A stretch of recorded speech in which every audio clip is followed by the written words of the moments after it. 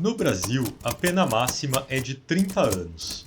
Eu já estou pagando há 47 anos. A frase é de Barbosa, goleiro da seleção brasileira na Copa do Mundo de 1950. O crime dele? Supostamente ter falhado no gol decisivo daquele Mundial, que deu o título ao Uruguai e causou uma enorme tragédia coletiva na alma brasileira.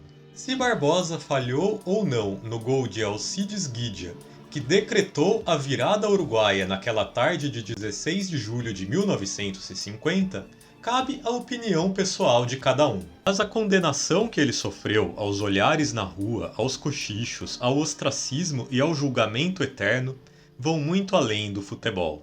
É uma história sobre como o Brasil tentou construir sua identidade de raça e de povo, e de como o futebol está inteiramente ligado a essa identidade. Quer conhecer melhor essa história? Então fique com a gente nos próximos minutos. Eu sou Carlos Massari e aqui no Copa Além da Copa a gente te prova que futebol não só se mistura com política. Ele não existe sem ela.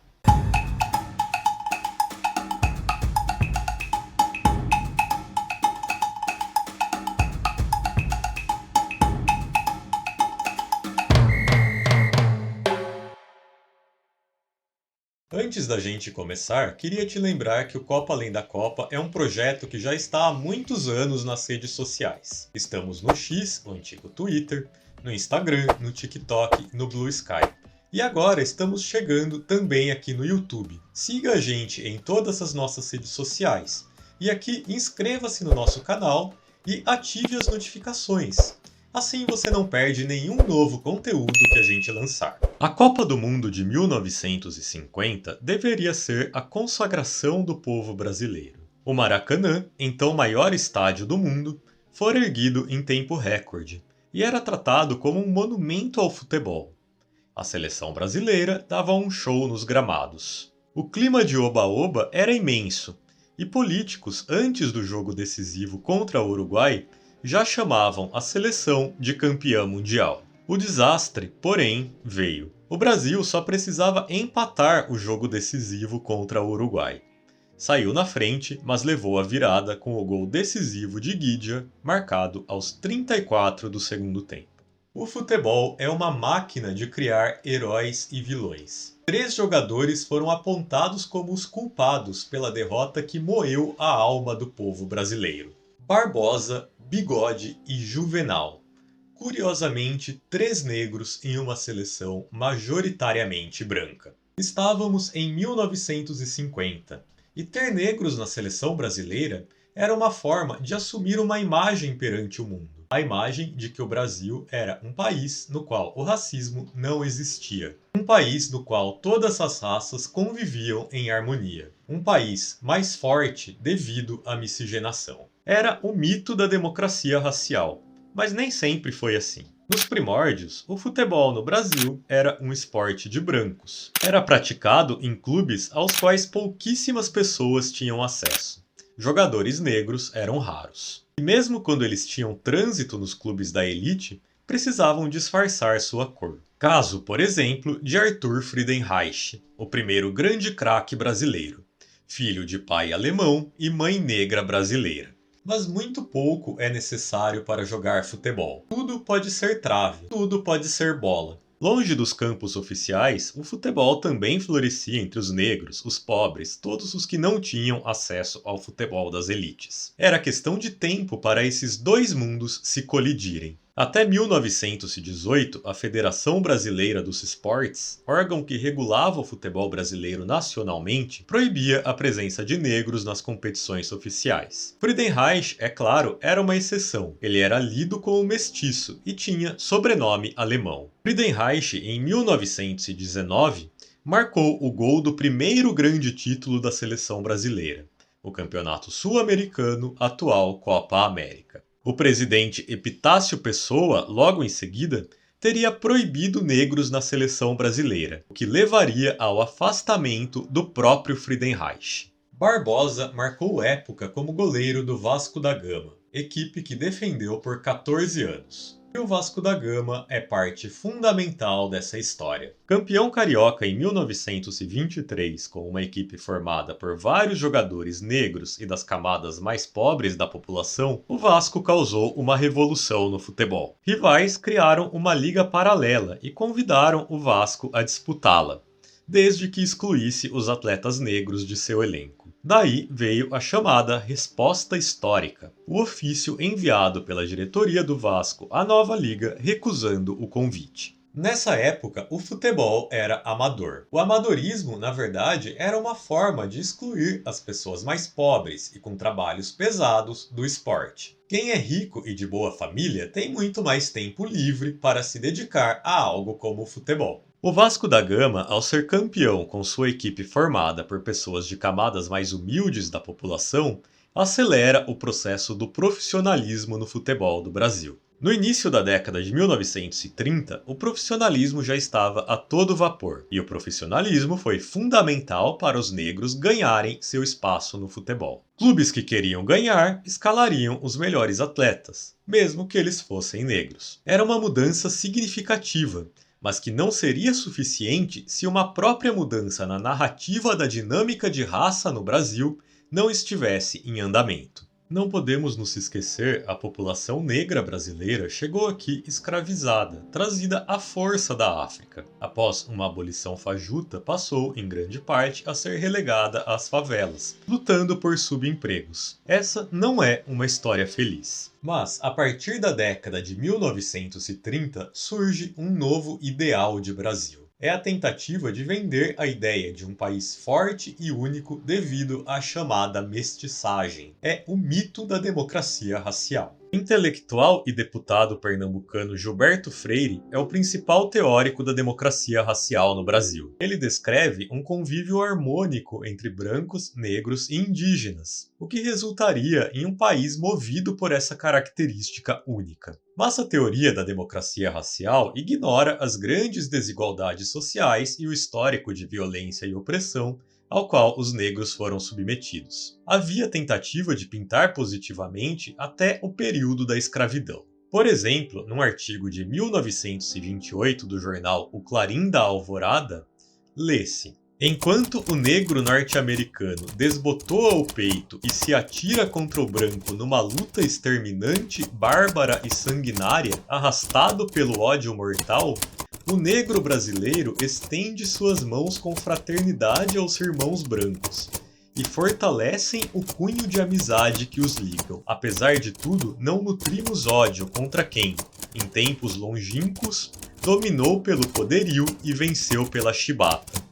Não demorou para que essa ideia de democracia racial chegasse ao futebol. Os negros, antes excluídos do esporte, passaram a ser tratados como o ingrediente secreto do nosso jeito único de jogar bola, o futebol arte. Em 1932, o Brasil derrotou o Uruguai, então bicampeão olímpico e campeão mundial, em um amistoso. O escritor José Lins do Rego publicou: os rapazes que venceram em Montevidéu eram um retrato da nossa democracia social, onde Paulinho, filho de família importante, se uniu ao negro Leônidas, ao mulato Oscarino e ao branco Martinho. Tudo feito à boa moda brasileira. Nada disso acontecia em um vácuo. Estávamos na era Vargas, e no mundo todo havia uma ideia latente de reforço das identidades nacionais. O totalitarismo, através do ultranacionalismo, era moda. E o nacionalismo brasileiro, desde o século XIX,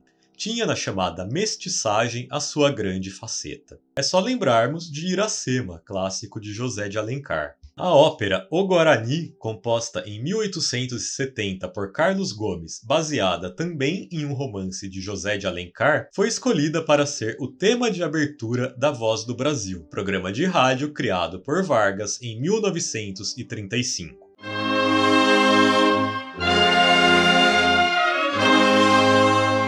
A gente também falou muito sobre as interferências da era Vargas no futebol e no esporte brasileiro no primeiro episódio aqui do nosso canal, que conta a história do Pacaembu. A gente deixou o link aqui na descrição desse episódio para você ir lá e conferir ele também. Com isso, a configuração do futebol brasileiro mudava. Leônidas da Silva, que a gente já mencionou na publicação do José Lins do Rego, foi a primeira celebridade do nosso futebol. Seu apelido, Diamante Negro, virou até nome de chocolate. A organização em torno do futebol gerada pelo Estado Novo fez com que a Copa do Mundo de 1938 fosse a primeira na qual o Brasil chegou realmente organizado, pronto para fazer barulho. Os dois craques, Leônidas e Domingos da Guia, eram negros. O Brasil perdeu na semifinal, derrotado pela Itália, que seria bicampeã do mundo, por 2-1. A mídia brasileira culpou a arbitragem. Leônidas foi artilheiro da Copa com 7 gols. O Brasil, com seu espírito futebolístico renovado, sentindo-se orgulhoso e pronto para conquistar o mundo, se candidatou para sediar a Copa do Mundo de 1942. Então, estourou a Segunda Guerra Mundial. Até que, aproveitando-se da situação da Europa no pós-guerra e da vontade de restabelecer a maior competição do futebol mundial, o Brasil ganhou o direito de sediar o retorno das Copas em 1950. Uma vitória muito comemorada pelo país. Era um país em transformação, mudanças radicais nas principais cidades. O maior crescimento demográfico da nossa história começou na década de 1940. Uma população, sobretudo jovem e urbana, dando novas caras ao país. O Rio de Janeiro era então a capital, e ali foi construído o maior estádio do mundo, inaugurado há apenas 8 dias do início da Copa. Quando a Copa do Mundo de 1950 chegou, ela não era só um campeonato de futebol. Era um evento de afirmação do Brasil como um país pronto para despontar no mundo.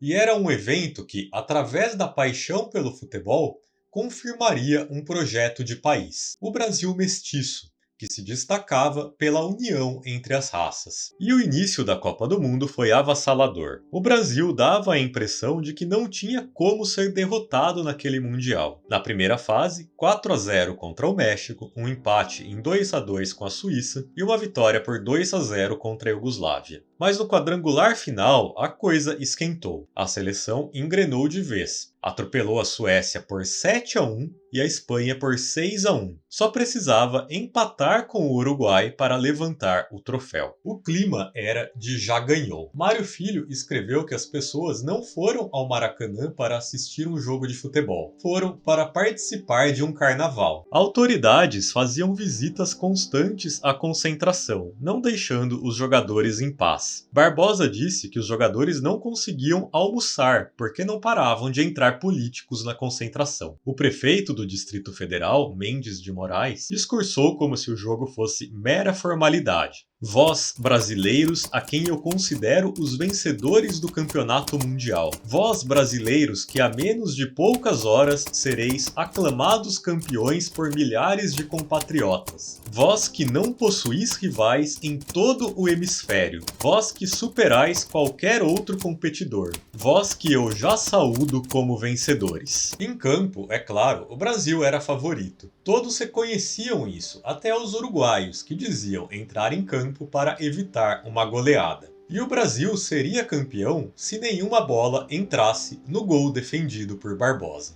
Moacir Barbosa do Nascimento, nascido em Campinas, São Paulo, em 27 de março de 1921. Então, com 29 anos de idade, era um goleiro consagrado, multicampeão pelo Vasco da Gama, talvez a equipe mais forte do Brasil naquela época, que também cedia outros 7 jogadores para a seleção de 1950. Barbosa tinha a confiança de torcedores e jornalistas, e vinha sendo muito elogiado durante toda a Copa do Mundo. O Brasil enfrentou muito mais dificuldades do que a torcida esperava na partida decisiva. Abriu o placar só aos 2 minutos do segundo tempo com Friaça. O clima, porém, era de festa no Maracanã, já que a equipe jogava pelo empate e a virada parecia improvável. Aos 21 minutos do segundo tempo, Guidia avançou com a bola, driblou Bigode e cruzou. Encontrou Schiaffino livre para empatar o jogo. A anatomia desse gol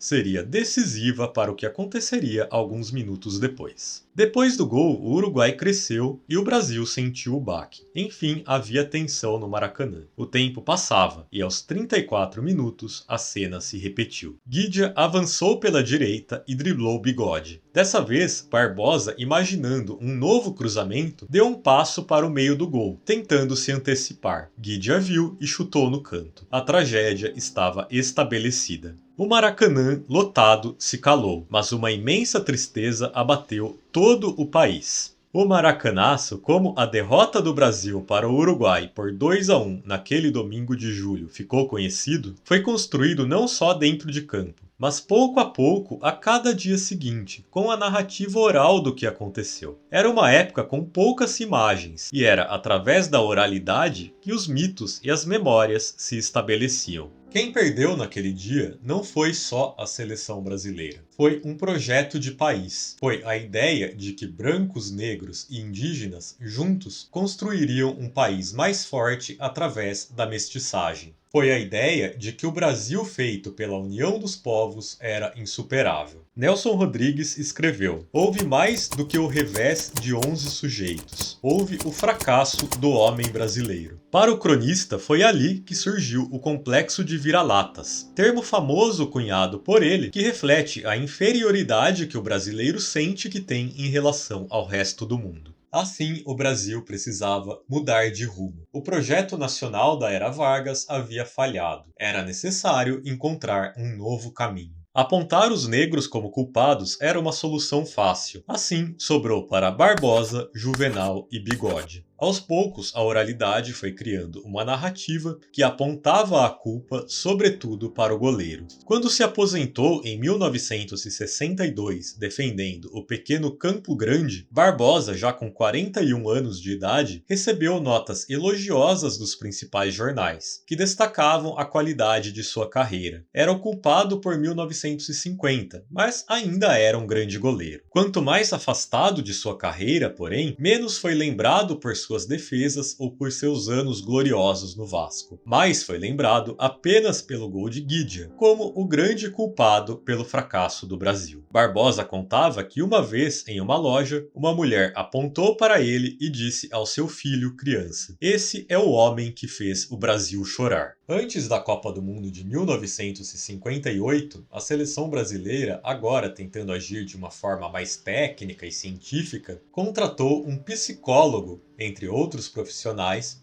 para avaliar os possíveis convocados. A avaliação recomendou que não fossem convocados jogadores negros, pois eles não tinham condições psicológicas de aguentar uma Copa do Mundo, ainda mais na Suécia, tão longe de casa e tão frio. Felizmente, Vicente Feola desconsiderou a recomendação e levou ao Mundial um jovem chamado Pelé, de apenas 17 anos de idade, e um outro craque, Mané Garrincha. A história tinha um novo rumo. Mas a história que ali tomava uma nova direção era a história do futebol brasileiro e do povo brasileiro. A história de Barbosa continuaria sempre no mesmo rumo. Ele sempre seria lembrado como culpado pela derrota de 1957. A fala que abre o episódio, em uma entrevista à televisão em 1997, mostra como ele se sentia pelo que aconteceu. Barbosa morreu em 2000, aos 79 anos, vítima de um ataque cardíaco. Passou a maior parte de sua vida pós-aposentadoria trabalhando como zelador das piscinas do parque aquático próximo ao Maracanã. Em seus últimos anos, viveu na pobreza, recebendo uma pensão de Eurico Miranda.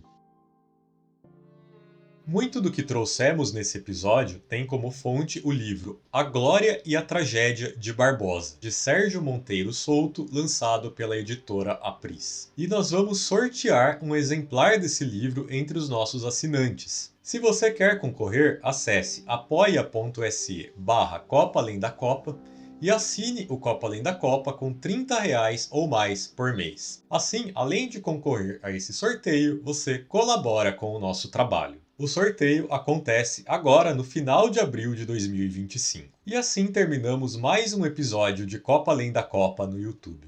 Por favor, se inscreva no nosso canal, ative as notificações e siga a gente em todas as redes sociais. Muito obrigado e até a próxima!